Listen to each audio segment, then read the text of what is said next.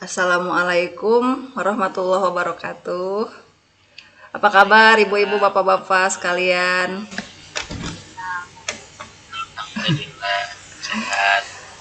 Alhamdulillah. Mudah-mudahan kita senantiasa berada dalam lindungan Allah Subhanahu wa taala, diberi kesehatan dan senantiasa semangat untuk belajar. Bu Nunik belum hadir ya kelihatannya. Jadi giliran hari ini untuk memimpin doa saya tunjuk aja ya. Pak Imam silakan. Siap. Baik ibu semuanya, kita berdoa demi kelancaran IHT kita hari ini. Berdoa dengan membaca Fatihah, dimulai.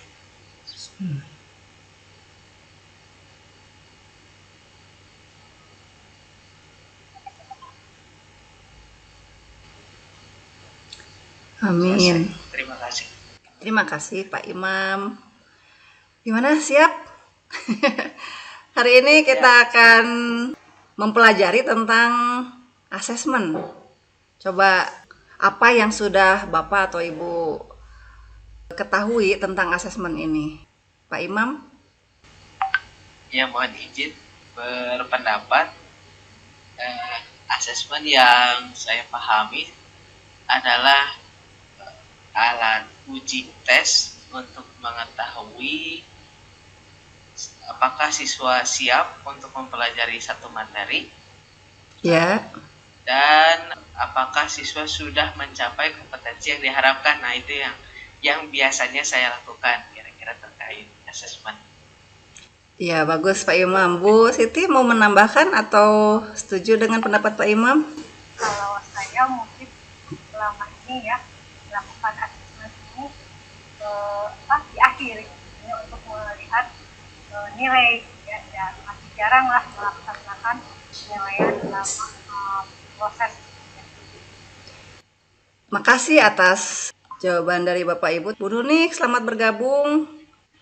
Mohon di-on-kan kameranya, Bu. Maaf Bu, baru masuk. Ya, nggak apa-apa, Bu. Hari ini kita akan IHT tentang asesmen, Bu Nunik. Ya, nah, saya langsung share screen aja ya. Bagaimana terlihat Pak, Bu? Terlihat. Ya, kita akan diskusi tentang asesmen ya. Mungkin pemahaman saya sendiri tentang asesmen ini dengan pemahaman Bapak dan Ibu agak sedikit berbeda, itu wajar karena dalam melihat sesuatu kita memang dipengaruhi oleh sudut pandang dari masing-masing ya. Nah, kita coba seragamkan pemahaman kita sehingga nanti di akhir kita bisa menyimpulkan apa yang sudah kita sama-sama diskusikan ini. Nah, saya mulai dengan visi pendidikan Indonesia, yaitu mewujudkan Indonesia maju yang berdaulat, mandiri, dan berkepribadian melalui terciptanya pelajar Pancasila. Ada yang tahu pelajar Pancasila itu seperti apa profilnya? Silakan Pak Imam. Yang lain boleh menambahkan nanti ya kalau ada yang Pak Imam lupa. Yang pertama, beriman kepada Tuhan Yang Maha Esa dan berakhlak mulia. Yang kedua, mandiri. Yang ketiga, berkebinekaan global. Mungkin bisa lebih saya. Ada yang mau menambahkan? Silakan. Saya menambahkan berpikir kritis. Ya, Bu Nunik. Kemudian mandiri, kemudian apa lagi ya? Mangga Bu Siti masih ingat? Gotong royong. Ya, jadi ada 6 ya profil. Semuanya sudah Bapak Ibu sebutkan tadi, mulai dari berketuhanan yang Maha Esa dan berakhlak mulia, kemudian mandiri, bernalar kritis, berkebinekaan global, bergotong royong, dan yang terakhirnya kreatif ya. Kemudian ini tentang profil pelajar Pancasila. Kenapa profil pelajar Pancasila ini dijadikan pegangan untuk kurikulum sekolah penggerak ini adalah pelajar Indonesia merupakan pelajar sepanjang hayat yang kompeten, berkarakter, dan berperilaku sesuai nilai-nilai Pancasila. Itu yang diharapkan ya dari profil pelajar Pancasila. Nah, kemudian filosofi dari Ki Hajar Dewantoro tentang pendidikan yang memerdekakan di sini, apa itu pendidikan merdeka? Menurut beliau, pendidikan merdeka merupakan pendidikan yang berupa upaya ya, berdaya upaya dengan sengaja untuk memajukan hidup tumbuhnya budi pekerti dengan jalan pengajaran dan pembiasaan. Jadi pendidikan yang diselenggarakan itu proses pembelajarannya, pembiasaannya tujuannya adalah untuk dengan sengaja memajukan budi pekerti ya, kebudayaan. Budidaya apa sih? Budi pekerti itu perilaku, akhlak ya, dan kemudian kan pendidikan sendiri itu merupakan perubahan dari perilaku. Jadi kalau hasil akhirnya seperti apa itu tidak terlalu penting dalam pendidikan, kita lebih melihat ke proses dari pendidikannya itu sendiri ya, proses dari pembelajarannya, yaitu harus mengubah perilaku dari peserta didik. Jadi intinya memanusiakan manusia ya dari pendidikan ini. Nah, lingkup materi yang akan kita diskusikan hari ini yaitu konsep asesmen, prinsip asesmen, dan jenis asesmen. Ya, kita lanjutkan. Ini kondisi dari asesmen yang berlaku kondisi sekarang dan harapan yang kedepannya. Nah, untuk yang sekarang sudah berlangsung seperti yang tadi Bu Siti di awal menyampaikan ya. Kata Bu Siti tadi, asesmen bagi saya adalah penilaian yang diberikan di akhir untuk melihat hasil atau tujuan dari pembelajaran itu tercapai atau tidak. Nah, ini yang memang terjadi di saat ini ya, kondisi sekarang, bahwa asesmen lebih ditekankan pada hasil akhir. Nah, sedangkan proses dan awalnya itu kurang diperhatikan. Nah, harapan dengan adanya pembelajaran paradigma baru di kurikulum baru ini, asesmen lebih menekankan pada off learning, jadi lebih menekankan pada proses. Gitu ya? Betul nggak? Salah. Salah, Pak.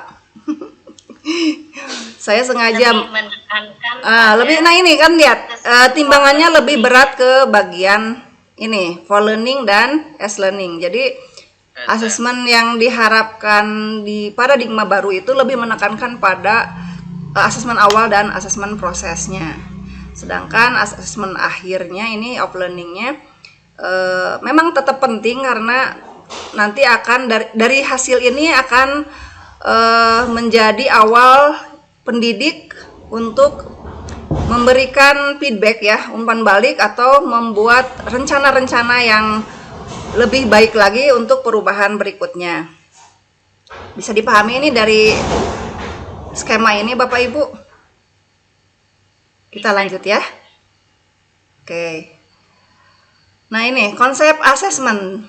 Di sini ada definisi, proses, dan hasil. Definisi dari asesmen, Bu Nunik bisa menyampaikan apa yang Bu Nunik pahami tentang definisi dari asesmen.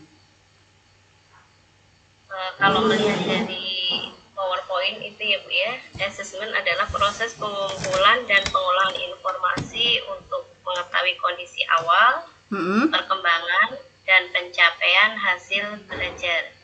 Ya, jadi asesmen itu merupakan proses penilaian peserta didik yang bisa dilakukan di awal maupun dalam proses pembelajaran dan di akhir pembelajaran. Ya, terima kasih Bu Nunik ya, betul sekali. Kalau kita simpulkan, berarti definisi asesmen adalah proses pengumpulan dan pengolahan informasi untuk mengetahui kondisi dari peserta didik, mulai dari awal proses sampai dengan akhir pembelajaran, dan untuk melihat pencapaian dari hasil belajar peserta didik. Nah, selanjutnya proses dari asesmen ini yaitu proses pengumpulan dan pengolahan informasi dalam asesmen. Menggunakan apa saja? Biasanya instrumen ya yang digunakan. Bisa Bu Siti sebutkan instrumen yang biasa dipakai apa aja untuk mengumpulkan informasi tentang keadaan peserta didik? Kalau untuk instrumen kognitif ya biasanya kita membuat soal ya, soalnya dalam bentuk pilihan ganda atau kreas. Kemudian kalau untuk non kognitifnya itu biasanya yang pernah saya lakukan membuat penilaian diri, penilaian teman, itu mungkin instrumennya. Iya, itu ya sebagian yang disebutkan Bu Siti, dan masih banyak instrumen bentuk-bentuk yang lainnya ya. Seperti apa aja Pak Imam yang Pak Imam sudah biasa pakai? Instrumen asesmen ya? Ya. Karena biasanya saya masih asesmennya masih asesmen kognitif, masih pretest gitu ya. Selebihnya saya karena baru tahu tadi bahwa asesmen itu ternyata mengumpulkan informasi mengenai kondisi awal, perkembangan, dan proses belajar. Itu bisa jadi macam-macam ternyata. Mungkin tentang kesiapan belajar mungkin bisa ya Bu ya kalau masuk asesmen ya? Bisa sekali ya Pak Imam. Terima kasih ya Pak Imam, Bu Siti dan Bu Nunik. Ya betul sekali seperti yang tadi Bapak Ibu sampaikan. Instrumen yang biasa kita pakai itu kan biasanya soal ya.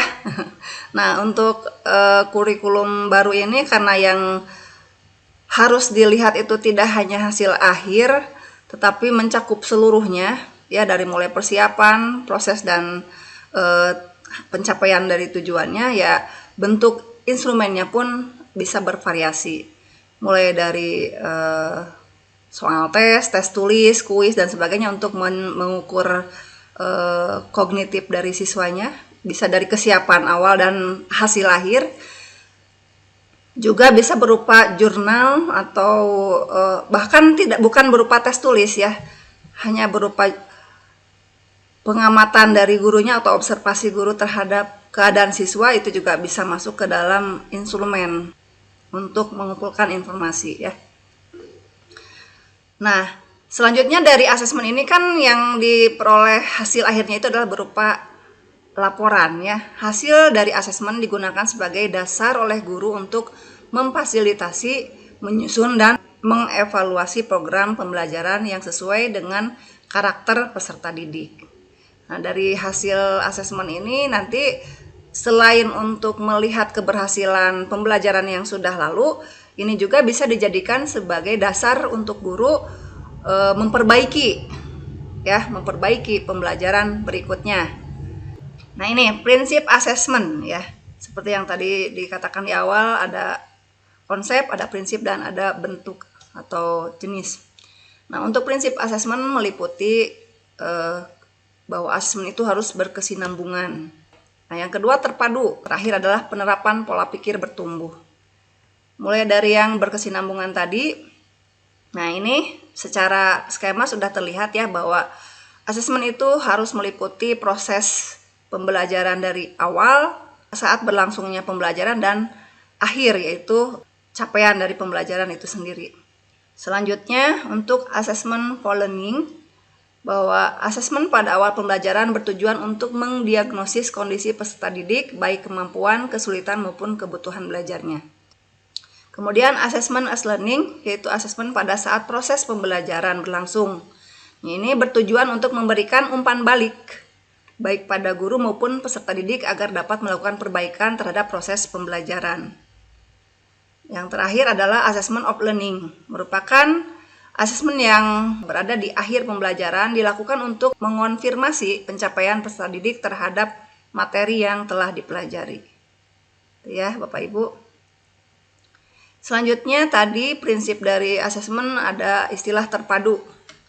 Nah, secara konseptual yang sudah dijelaskan pada pertemuan kita sebelumnya ya tentang capaian pembelajaran, di situ sudah mencakup seluruh ranah dari kompetensi yang ingin dicapai ya, dari sikap, pengetahuan, maupun keterampilan. Jadi maka ini memiliki prinsip terpadu. Kemudian penerapan pola pikir bertumbuh atau growth mindset. Asesmen diharapkan membangun kesadaran bahwa proses pencapaian tujuan pembelajaran lebih penting daripada sebatas hasil akhir. Ini pola pikir bertumbuh di sini contohnya ya. Nah ini, jadi ide-ide yang kita bisa pakai untuk nanti diterapkan.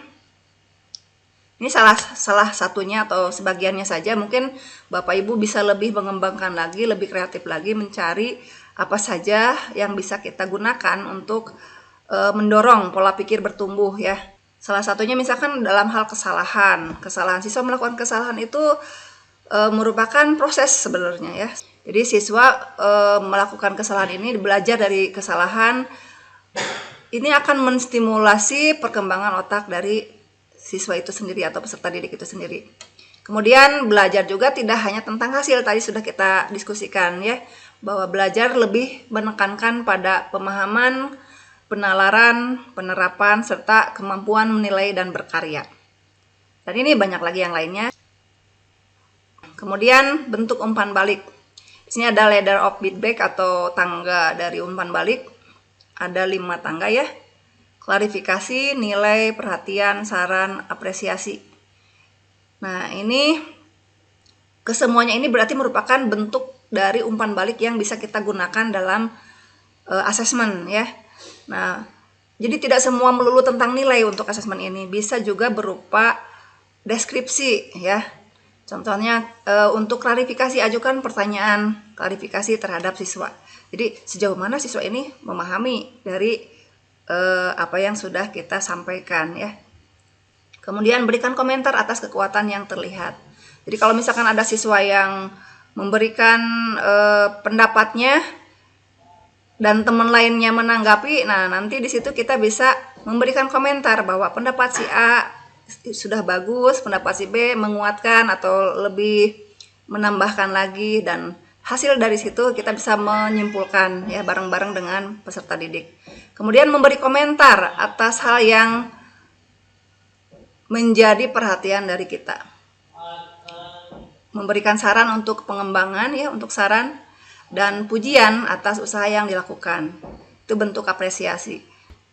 Nah, itu bentuk apresiasi. Selanjutnya mengenai prinsip asesmen ini bisa kita lihat ada asesmen merupakan bagian terpadu dari proses pembelajaran. Asesmen dirancang sesuai dengan tujuan, karena pada saat kita akan melakukan asesmen kita tidak lepas dari tujuan. Kemudian asesmen juga harus adil, valid, dan dapat dipercaya. Kemudian prinsip berikutnya meliputi berbagai bentuk yang tadi sudah Bu Siti sampaikan ya, bermacam-macam bentuk Bu Siti. Kemudian laporan bersifat sederhana dan informatif. Terakhir ini tentang jenis asesmen. Ini sudah disinggung sebelumnya ya, bahwa asesmen itu ada asesmen diagnostik, formatif, dan sumatif.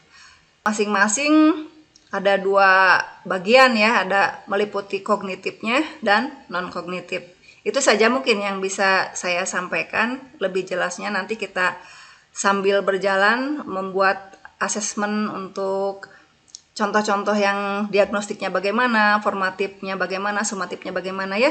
Bapak Ibu nanti silahkan berdiskusi untuk menentukan contoh dari asesmen diagnostik yang masuk ke kognitif mana, yang masuk non-kognitifnya seperti apa, dan seterusnya ya. Nah, terima kasih. Sekian untuk penyampaian presentasi saya. Saya tutup dulu ya share screen-nya. Itu mungkin Bapak Ibu ya, tugasnya sudah jelas. Untuk IHT hari ini silakan Bapak Ibu merancang asesmen dan memilih dulu fasenya. Apakah A, B, C, D, E, F? Ya, tentu kita karena pengajar di SMP memilihnya fase apa Bu? Fase D ya, Bu Siti. Untuk elemennya silahkan juga mau memilih yang mana ya. Semoga apa yang kita pelajari ini bermanfaat untuk kita ke depannya. Amin ya. Terima kasih ya Bapak Ibu. Assalamualaikum warahmatullahi wabarakatuh. Waalaikumsalam. Pak Imam makasih ya, Bu Nunik, Bu Siti.